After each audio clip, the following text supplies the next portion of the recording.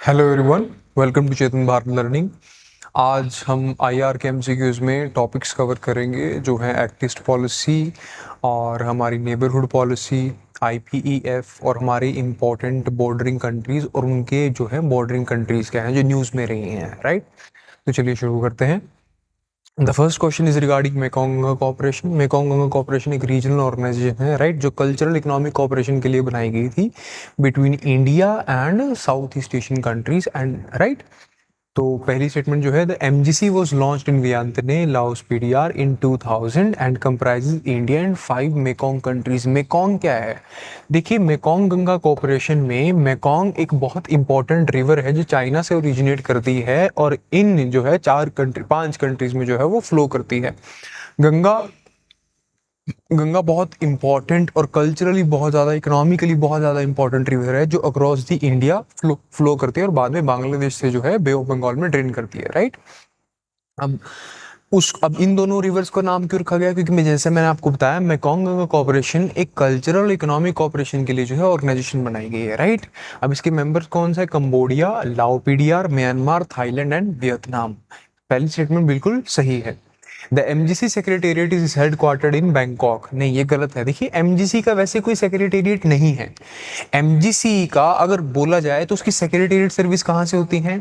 अगर आप एमजीसी की साइट पे जाएंगे तो आपको जो एड्रेस मिलेगा वो मिलेगा आपको Janpath road, ministry of external affairs के ऑफिस का, राइट।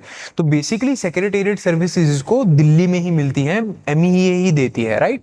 तो ये जो सेकंड स्टेटमेंट है ये है गलत। सो answer is a, right, one only. चलिए आगे चलते हैं। Second question is regarding India's act east policy. Act east policy क्यों बनाई गई थी? ताकि हम लुक ईस्ट पॉलिसी, जिसमें प्राइमरली इकोनॉमिक कोऑपरेशन बढ़ानी थी, जो 1991 में आई थी। अब एक्ट ईस्ट पॉलिसी 2014 में इस वजह से आई क्योंकि अब जो है जियोपॉलिटिकल जो सिचुएशन है वो साउथ ईस्ट एशिया और ईस्ट एशिया में बदल चुकी थी।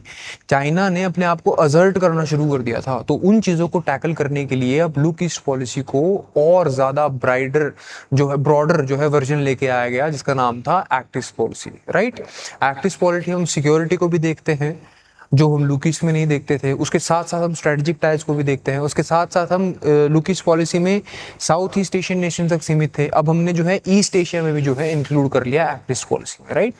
Act east policy was formally articulated in 2014, बिल्कुल सही है। Upgrade of look east policy, तो पहली स्टेटमेंट क्या है? बिल्कुल सही है।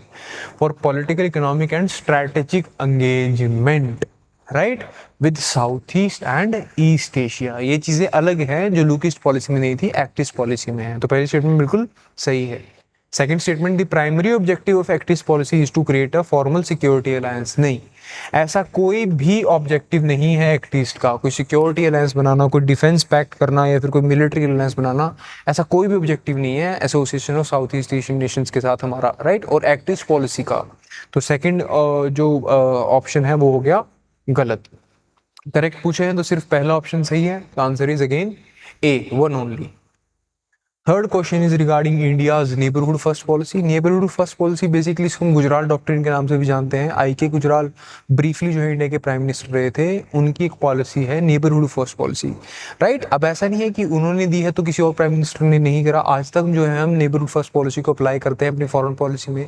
इस पॉलिसी का कहना क्या है कि इंडिया जो है प्राइमरी इंपॉर्टेंस देगा अपने नेबर्स को, जो उसके इमीडिएट लैंड नेबर्स हैं और मैरीटाइम नेबर्स हैं, उन्हें हम सबसे पहली प्रायोरिटी देंगे, राइट। हमारे लिए उनके कंसर्न्स प्रायोरिटी पे होंगे, राइट। तो पढ़ते हैं। The policy primarily focuses on giving priority to India's immediate neighbours such as Afghanistan, Nepal भी है, भूटान भी है, बांग्लादेश, श्रीलंका भी है, मालदीव भी है, म्यांमार भी है। बिल्कुल सही है। With an emphasis on regional connectivity, economic cooperation and security partnership, ये बिल्कुल सही है। Second statement, the neighbourhood first policy is implemented exclusively. अब ये एक्सट्रीम वर्ड आ गया यहाँ पे, एक्सक्लूसिवली, यानी कि सिर्फ और सिर्फ थ्रू दी सार्क प्लेटफॉर्म।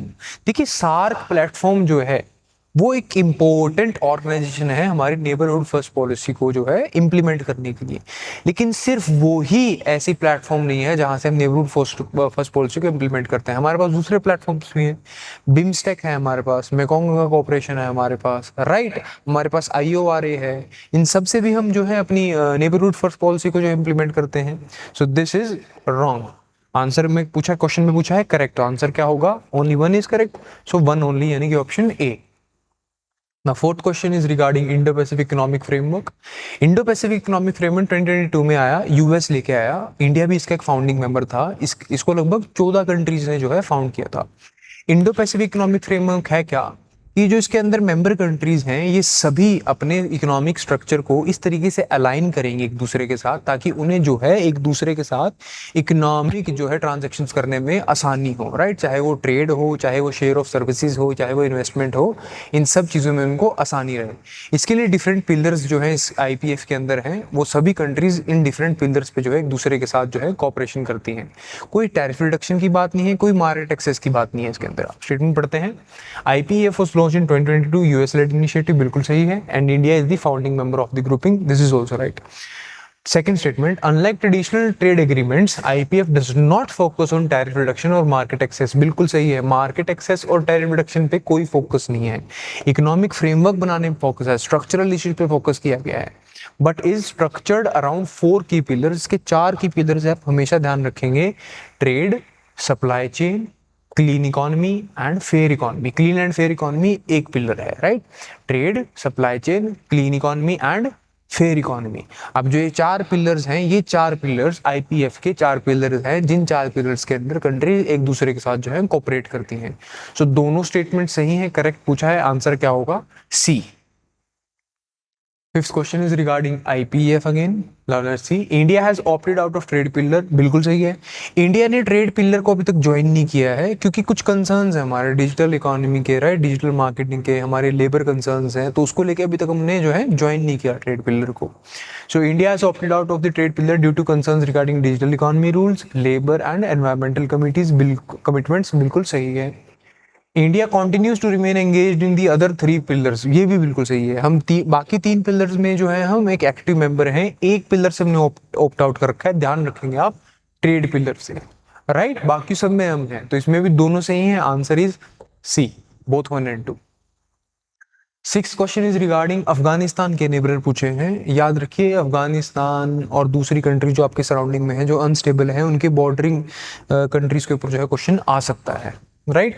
तो अफगानिस्तान की नेबरिंग कंट्रीज पूछे हैं, चाइना बिल्कुल नेबरिंग कंट्री है, उज्बेकिस्तान भी जो है नेबरिंग नहीं, उज्बेकिस्तान नेबरिंग कंट्री नहीं है, तुर्कमेनिस्तान भी जो है एक नेबरिंग कंट्री है, कजाकिस्तान नहीं है, ईरान भी जो है एक नेबरिंग कंट्री है। तो यानी कि 3 कंट्रीज जो है वो नेबरिंग कंट्री है अफगानिस्तान की, चाइना, तुर्कमेनिस्तान और ईरान। इसने पूछा है करेक्ट बताना है आपको, तो 1, 3 और 5 करेक्ट है, यानी कि A will be the answer. Seventh question is regarding which of the following leaders served as prime ministers of Bangladesh. Bangladesh काफी ज्यादा न्यूज में है कॉन्फ्लिक्ट की वजह से, because prime minister Sheikh Hasina का एक्सोडस हुआ। शायद ऐसा फैक्चुअल नेचर का क्वेश्चन पूछ ले स्टेट एग्जाम्स, तो जरूरी है। अब ये 4 लीडर्स के नाम लिखे हैं, आपको बताना है कि इनमें से किस किस ने प्राइम मिनिस्टर ऑफ बांग्लादेश के इंस्टीट्यूशन को सर्व किया है। शेख मुजीबुर रहमान, बिल्कुल सही बात है, पहले जो है सर्विंग फर्स्ट प्राइम मिनिस्टर थे बांग्लादेश के। उसके बाद बांग्लादेश प्रेसिडेंशियल सिस्टम पे जो है शिफ्ट कर गया था, तो पहले प्रेसिडेंट भी यही थे। उसके बाद शेख हसीना सबसे लंबी प्राइम मिनिस्टर रही हैं बांग्लादेश की। खालिदा जिया, बेगम खालिदा जिया भी जो है बांग्लादेश नेशनलिस्ट पार्टी की हेड है, ये भी प्राइम मिनिस्टर रही हैं। हुसैन मोहम्मद इरशाद एक मिलिट्री जनरल थे जिन्होंने मिलिट्री कू किया था, राइट, जियाउर रहमान को हटाया था इन्होंने।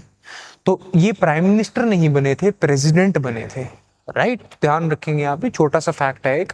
तो 3 जो है ये तीनों प्राइम मिनिस्टर रहे हैं बांग्लादेश में। So answer is 1, 2 and 3 only. Correct पूछा है जी, करेक्ट पूछा है, तो A is the answer. 8th question में लास्ट क्वेश्चन है, म्यांमार की लैंड बॉर्डर कंट्रीज बतानी है आपको कि म्यांमार के साथ कौन कौन लैंड बॉर्डर शेयर करता है, क्योंकि म्यांमार में काफी पॉलिटिकल इंस्टेबिलिटी है उस वजह से। तो पहला इंडिया, बिल्कुल वेस्टर्न नेबर है इंडिया, मेजर जो है वेस्टर्न नेबर है म्यांमार का। चाइना भी बिल्कुल नदरन नेबर है, मेजर नदरन नेबर। लाओस भी जो है एक नॉर्थ वेस्टर्न नेबर है, तो ये भी बिल्कुल सही है, सॉरी नॉर्थ ईस्टर्न नेबर है लाओस। कंबोडिया के बॉर्डर्स नहीं लगते हैं म्यांमार को, ध्यान रखेंगे आप, कंबोडिया के बॉर्डर्स नहीं लगते हैं।